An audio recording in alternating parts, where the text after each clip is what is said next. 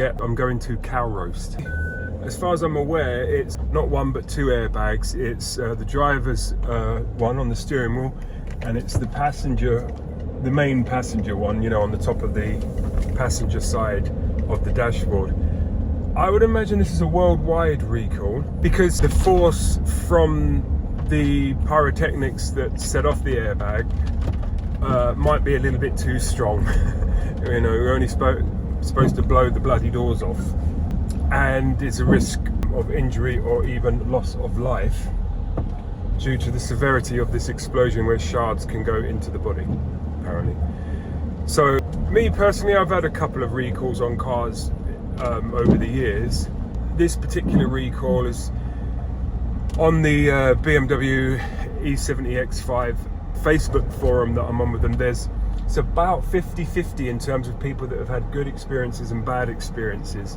Some have had some real issues, and the basic bottom line is film everything, as in when you rock up, film the inside, which is what I'm going to do, and film the outside. I like to keep my powder dry, so I'd rather just film it and just know that I've got that. What I don't like doing is setting everybody off. So if I come along filming and giving a suspicious look and, you know, I'll have you if you do it, you can't put one past me kind of attitude, it just generates the hostility. You've literally just made an opponent. You said, right, you're on the other team, you're not on my team. Well, I'd rather have them on my team. They're going to be playing around with my car and undoing stuff and putting stuff together without me there in the room, right? So I'd rather they were on my team, right? So I will film, you know, the inside of this. Generally speaking, I'll just hopefully keep things nice and civil with them. My aim today is to get my car back, and I'll be honest with you, because they're going to give me something, they're going to lend me something. I'll be honest with you, I don't need it back today. So I'll trot around in whatever they give me and record it. I would like full electric, they probably won't do that, but I would like that. My aim is to get my car back with the issues sorted, at minimal inconvenience to me, and fair enough, and to them as well, they're doing it. But anyway, I am on my way to cow roast for an airbag or dual airbag recall, and I fancy getting my steering wheel refurbished, but I'm obviously going to get the airbag done first. And what I'm wondering is if in a perfect world getting it refurbished first would have been a better idea, but at least I turn up with this car, it should be all legit, as in it should look how their service, if they can blow the dust off of it and find it, the service manual for an E70, how it looks. But basically people have had with this current recall issues with some of the dealer issues they've had have included maps being wiped out off of the ECU, allegedly of course, but I mean on both sides. It's like, I know it's not exactly the same kind of thing, but I got a new bulb fitted the other day and I was sure that it wasn't as bright as the last one. You know, anyway, it was fun. But what I'm saying, you know, you get your car back, you think, it wasn't making that noise before, and all that sort of thing. And to be honest, to be sort of fair to them, they haven't seen these cars. Probably the technicians that are working on these may not have seen these cars ever, because if they came up through backstreet garages, these were too new, and now in the dealers, they're too old. They may not have seen them. The dealer themselves, you know, they don't see an E70 unless it's someone who's had it from new and he's just always taking it there to service or whatever. And it's an old car. You take it to bits, put it back together again. Is it going to be as good as it was when it was out in America being born? Maybe, but maybe not. So, you know, there is that to sort of consider, but at the same time, like I say, I've had situations where people had aftermarket head units, you know, the Android units not working, or reversing camera not working on the unit anymore. And when you get into all this stuff, you know, there's a dealer suspicion as well, you know, of like, yeah, right, you know, trying that on sort of thing. But I don't think that's the case on the stuff that's gone up on the forums. And a lot of the time you only hear the extreme stuff, and then down in the comments you'll get a bunch of people who said, well, they had 3 screws left when they did mine, or someone else saying, you know, oh, no, mine's absolutely fine, they gave me a nice car, looked after me, washed it, whatever. A lot of people saying don't let them wash it, don't let them hoover it. I've got, well, let's face it, let's call it what it really is. I've got black glossy sellotape on my window surrounds, and black glossy sellotape on my wood veneer, which is all going to be taken apart to get these airbags out. And of course, if I allow them to wash the car, it's going to be jet washed to hell on the outside. So who knows, I might come back with my brushed aluminium window surrounds back in place. I could, like I say, I could just say don't do it, but you know, I'm just going to go for it. I'm going to just tell them. But anyway, the point is that my car's going into, it could be a potentially hostile environment, but I'm just thinking of the ways to try and mitigate the chances of having a bad experience. It works for me, this car. I just want it to continue to work for me after going to see these guys. So film it inside, film it outside. Some people are saying, apparently there's a government website that says it about recalls in general, that it can or will void your warranty if you don't get it done. I don't know, I haven't challenged that, I haven't looked for myself, and maybe it's a bit exaggerated or whatever, but it sounds like, hopefully so, he got away with it, but it sounds like somebody had a scare, and it was enough of one, or maybe somebody's had scares.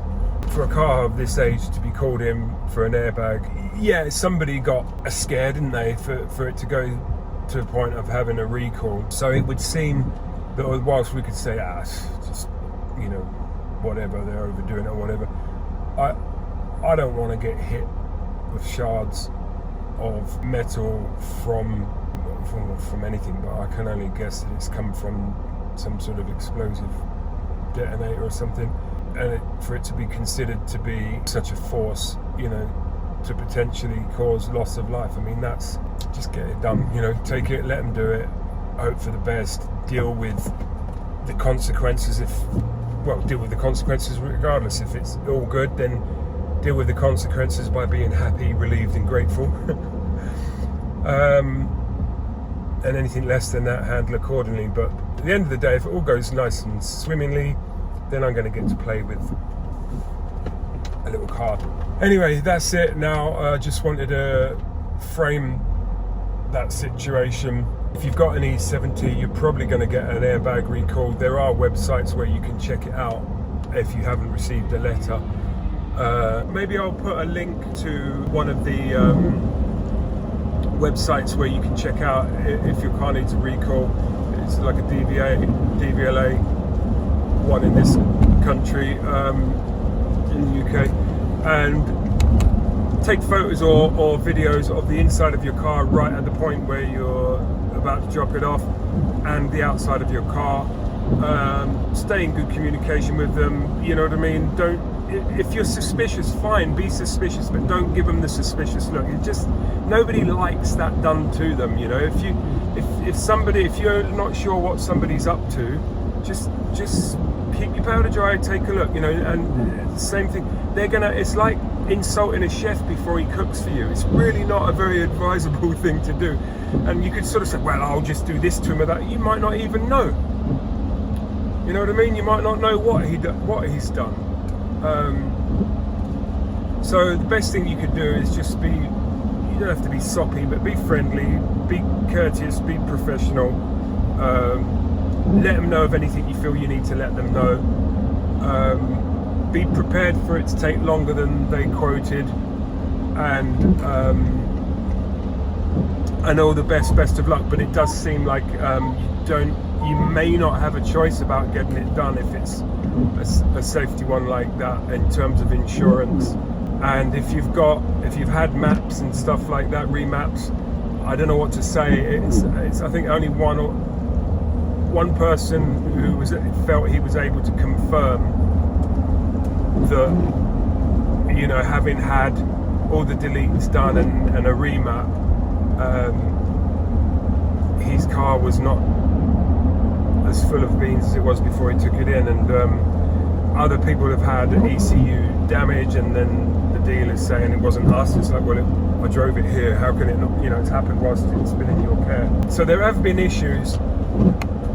I don't know what to say about that, but if you check it out and there's a recall on your car, and if you check it out and it will void your insurance if you don't do it, what can I say? Just try and give yourself the best possible chance of it all working out in your favour. I've had somebody tell me that somebody told them that that they can just take the car away from you with an airbag recall. That doesn't sound right to me.